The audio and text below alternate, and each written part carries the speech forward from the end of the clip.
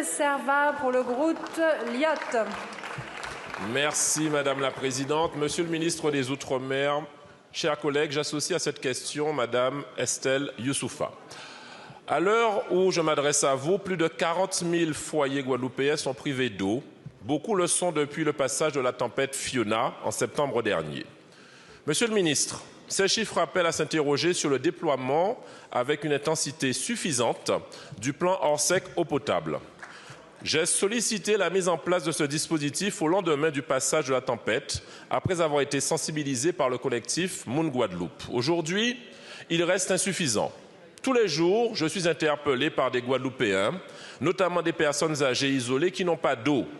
Habitant de Chauffour aux Abîmes, dans le périmètre du plan Orsec eau potable, mes voisins et moi-même sommes privés d'eau depuis 5 jours.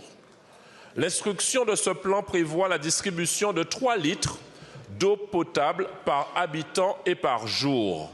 Mais sur le terrain, nous n'en voyons pas la couleur tous les jours. Autre point, les zones non prises en compte par le plan Orsec où l'eau est impropre à la consommation.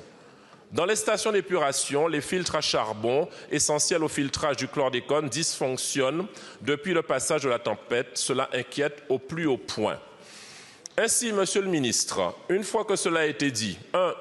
Il faudrait intensifier et élargir le plan Orsec eau potable aux zones insuffisamment prises en compte. 2. J'appelle également à la mise en place de mesures d'urgence supplémentaires. Le prix du pack de 6 bouteilles de 1,5 litre doit être placé à 1 €. En Guadeloupe, 34,5% de la population vit sous le seuil de pauvreté et le coût de la vie est plus élevé que dans l'Hexagone. Le pouvoir d'achat se détériore quotidiennement. Payer un pack d'eau aujourd'hui plus de 5 € lorsque ce liquide vital ne coule pas dans les robinets relève de l'agression, Monsieur le ministre. 3. Je souhaite également attirer votre attention sur Mayotte. Sur l'île, un tiers de la population n'a pas accès à l'eau et seulement 18% du réseau est raccordé à l'assainissement.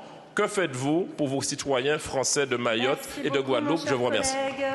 La parole est à Monsieur Jean-François Carenco, ministre en charge des Outre-mer.